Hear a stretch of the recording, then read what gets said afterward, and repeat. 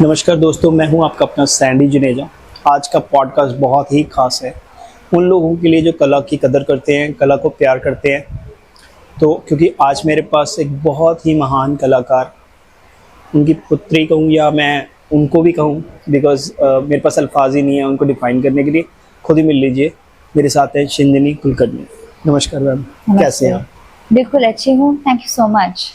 मैंने बहुत छोटा सा एक इंट्रोडक्शन दिया है, थोड़ा सा हमारे दर्शकों को खुद को इंट्रोड्यूस करा देंगे आप या मैं ही करूँ?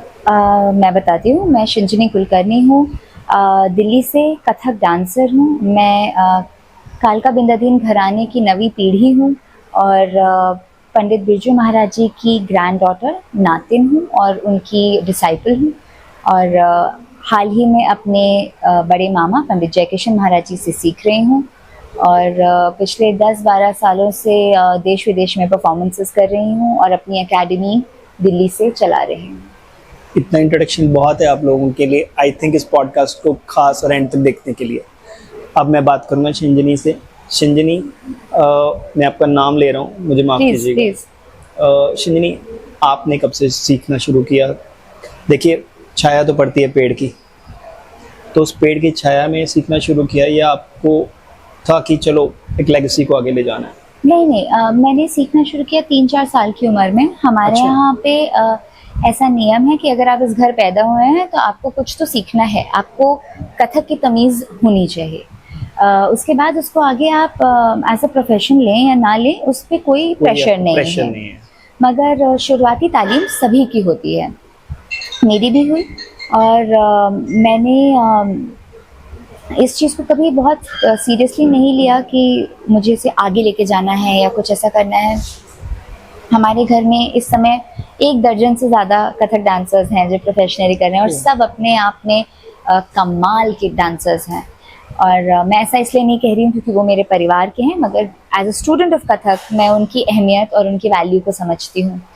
तो ये प्रेशर कभी नहीं था, मगर हाँ, वो पैशन बहुत स्ट्रॉन्ग था कि इसको छोड़ के कुछ और करने का मन भी नहीं होता था, दिल भी नहीं लगता था। तो घर में एटमॉस्फेयर ही ऐसा होगा, एक बड़ा धार्मिक सा एटमॉस्फेयर हो जाता है ना, हर तरफ खुशबू, म्यूजिक, और ऐसा क्लासिकल म्यूजिक का एक अच्छी चीज़ ये है कि आपके अंदर संस्कार बहुत बचपन से डालने शुरू कर देते हैं जी।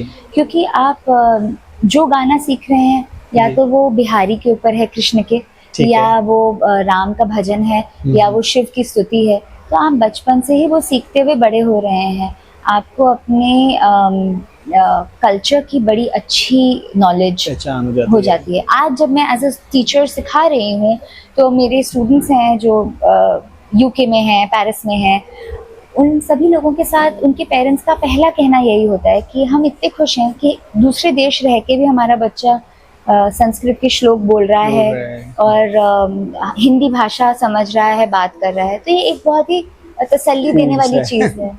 शिंजनी पर एक प्रेशर भी रहता है ना, कितने बड़े कलाकार के नातीन होना, और प्रेशर नहीं होता कि यार मुझे भी ऐसे ही परफॉर्म करना पड़ेगा, बिरजू जी महाराज। तो प्रेशर होना लाजमी है और ऑडियंस का आपसे उम्मीद लगाना गलत भी नहीं है। इस ऑडियंस ने, हमारे देश के लोगों ने 9 पीढ़ियों तक हमारे परिवार को प्यार दिया है कथक के जरिए। तो उनका ये उम्मीद करना कि हम मेहनत करेंगे, हम आगे इसको बढ़ाएंगे, हम अच्छा काम करेंगे, ये गलत तो नहीं है। मगर एज ए यंग आर्टिस्ट अगर मैं उस प्रेशर में दब जाऊं तो मैं शायद कभी अपनी इंडिविजुअलिटी को नहीं पा पाऊंगी। तो मुझे ये मेरा दायित्व है कि मैं समझूं कि ये प्रेशर हमेशा बना रहेगा, आज भी और आज से 25 साल बाद भी, मगर मुझे उसे अपने आप से दूर करना है, फ्री करना है और अपनी क्रिएटिव जर्नी पे खुद निकलना है। अच्छा, कोई ऐसा इंसिडेंस याद है जो कि परफॉर्म करते हुए हो और ऐसा थोड़ा सा इंटरेस्टिंग सा हो गया हो जो आपको याद हो इतने सालों में, किसी और के बारे में लेकर या अपने आप के बारे में लेकर? बहुत है, हर परफॉर्मेंस की अपनी कोई एक ऐसा बताइए हमारे दर्शकों जब आप परफॉर्म कर रहे थे पर कुछ गड़बड़ हुई हो या फिर कुछ ऐसा हो या कुछ ऐसा हो जो बहुत परफॉर्मेंस में होती है, हर में होती है। थोड़ी बहुत देखिए कथक और क्लासिकल डांस और म्यूजिक की खासियत ये है कि ये बहुत हद तक इम्प्रोवाइजेशन पे बेस्ड है, ऑन द स्पॉट। ऑडियंस के सामने आप कई तरह के रिस्क लेते हो, चैलेंज करते हो अपने आप को, कुछ अनप्लान्ड चीज़ें भी परफॉर्म करते हो। वो 10 में से 8 बार सही भी आती हैं, 2 बार नहीं भी आती हैं। अच्छा। मगर मज़ा ही उस रिस्क का है, क्योंकि आपको नहीं पता क्या होने वाला है। अच्छा, एक चीज़ और मैंने सुनी है, आप बड़े यंग और इंथुजियास्टिक से लग रहे हो, मतलब थैंक यू। दिल्ली से हो, तो आपने कभी ऐसा नहीं सोचा कि क्लासिकल नहीं यार, मैं कंटेम्प्रेरी या ऐसा डांसर भी बन सकती हूँ? नहीं, कभी दिल में आया तो होगा? मैं कंटेम्प्रेरी को उतना ही पसंद करती हूँ देखने हो? के लिए, एज अ स्पेक्टेटर मुझे पसंद है। हाँ। मैं वेस्टर्न डांस फॉर्म्स जो लोग उसको कायदे से सीखते हैं और प्रॉपरली परफॉर्म करते हैं, उनकी भी मैं बहुत इज्जत करती हूँ, क्योंकि उसके लिए भी बहुत मेहनत, बहुत डिसिप्लिन लगता है। किसी भी आर्ट फॉर्म को आप तमीज़ से सीखिए, उतने साल दीजिए कि वो पक सके आपके साथ, उसकी तारीफ है। मगर ये जो 3 महीने का क्रैश कोर्स करके लोग डांसर बन जाते हैं, वहाँ प्रॉब्लम है, क्योंकि अच्छा। वहाँ पे स्किल भी पूरा नहीं है, क्रिएटिविटी तो तब तक डेवलप हो ही नहीं पाती, और आप अपने आप को डांसर बता के दुनिया को गुमराह कर रहे हैं। फिर आप सिखाने भी लग जाते हैं, आप डांस रियलिटी शोज़ पे भी आ जाते हैं, और लोगों को लगता है कि अच्छा आप कर रहे हैं, लोग आपके लिए ताली बजा रहे हैं, तो शायद यही होगा। अच्छा, आप विदेशों में परफॉर्म करते हो, ओवरसीज करते हो, जब आप ओवरसीज करते हो, मैंने वहाँ देखा है कि लोग बहुत पसंद करते हैं इंडियन कल्चर को, वो ज़्यादा अडॉप्ट कर रहे हैं, हम लोग शायद ना भी देखने आते हैं। ये बात बिल्कुल सही है कि ओवरसीज बहुत वैल्यू है क्लासिकल, इंडियन क्लासिकल की हर तरह से। उनको हमारी भाषा नहीं समझ में आती, उन्हें समझने की इच्छा भी नहीं है, उन्हें बस कानों को अच्छा लग रहा है, उन्हें आंखों को अच्छा लग रहा है, और उनके लिए वो बहुत है। बहुत तालियां बजती हैं अगर आप क्लासिकल परफॉर्म कर रहे हैं। मगर मुझे ऐसा भी लगता है कि बहुत कम ऐसे कलाकार हैं जो कि सही मायने में वेस्टर्न वर्ल्ड में नाम बना पाए, उस गैप को ब्रिज कर पाए हैं। उसका कारण है कि आज भी अधिकतर मैक्सिमम अगर आप किसी इंडियन आर्टिस्ट के शो में जाएं, चाहे बॉलीवुड आर्टिस्ट हो चाहे अदरवाइज, अधिकतर इंडियंस ही अटेंड कर रहे होते हैं। अच्छा, इंडियन करते हैं अटेंड? जैसे ओवरसीज ज्यादा अटेंड करते हैं, इंडिया में करते हैं? इंडिया में भी करते हैं, बट ओवरसीज में ज्यादा चाह होती है, क्योंकि वहाँ पे देश को मिस कर रहे होते हैं, आप अपने कल्चर को मिस कर रहे होते हो, तो जो मिल रहा है आप सब देखो, वो देखोगे। मगर चाहे आप एक दिलजीत दोसांझ के शो में चले जाओ, मैक्सिमम क्राउड इंडियन होगा ऑब्वियसली, और चाहे आप एक क्लासिकल इंडियन क्लासिकल परफॉर्मर जो इंडिया से गया है उसके भी जाओ, वहाँ पे भी इंडियन ऑडियंस ज्यादा होगी। वाइट ऑडियंस को केटर करने वाले बहुत कम लोग हुए हैं, जैसे पंडित रविशंकर जी, उस्ताद जाकिर हुसैन जी। नहीं, पर आपको देखने तो आते होंगे लोग कि बिरजू जी महाराज जी की।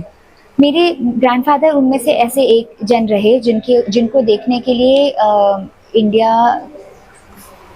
चुप कराना इनको जरा, चुप कराना सर उनको।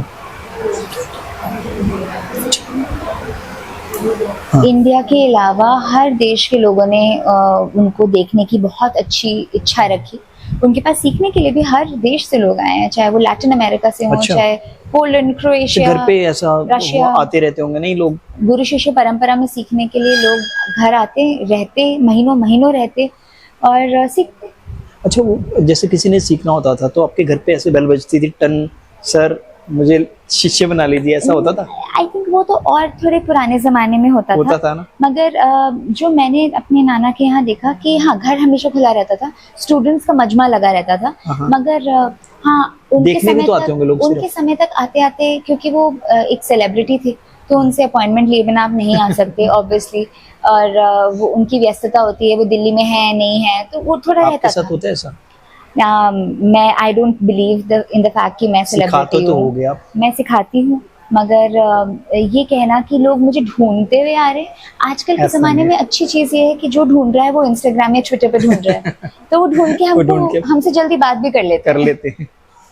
ठीक है। अच्छा, कथक के बारे में एक मिथ है या ट्रू है कि सबसे कॉम्प्लिकेटेड डांस फॉर्म है ये क्लासिकल की? ये मिथ है?